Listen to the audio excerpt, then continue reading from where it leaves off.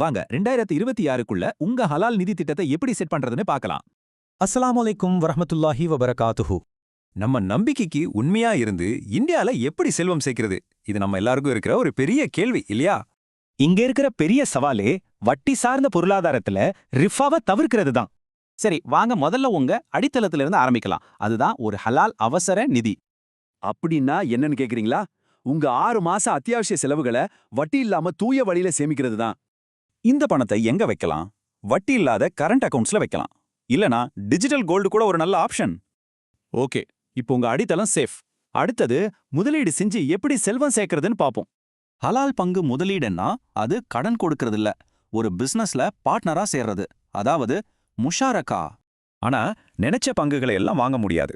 ஒரு ஸ்டாக் ஹலாலா இருக்கணும்னா 2 முக்கியமான ஃபில்டர்ஸை அது பாஸ் பண்ணணும். அதுல முதல் ஃபில்டர் அந்த கம்பெனியோட பிசினஸ். வட்டி, ஆல்கஹால், சூதாட்டம் மாதிரி ஹராமான வருமானம் இருக்கவே கூடாது. பிசினஸ் மட்டும் கரெக்டா இருந்தா பத்தாது. அடுத்து அந்த கம்பெனியோட ஃபைனான்ஷியல் ஹெல்த்தையும் செக் பண்ணணும். இந்த ஃபைனான்ஷியல் செக்க சுருக்கமா 33% ரூல்னு சொல்லுவாங்க. இதனால ஞாபகம் வச்சுக்கோங்க. அதாவது அந்த கம்பெனியோட கடன் 33%க்குள்ள இருக்கணும். வட்டி வருமானம் 5%க்கு மேல போகவே கூடாது.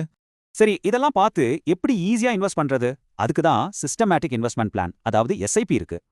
இந்தியால இதுக்குன்னு சில நல்ல ஆப்ஷன்ஸ் இருக்கு. Tata ethical fund, Taurus ethical fund மாதிரி.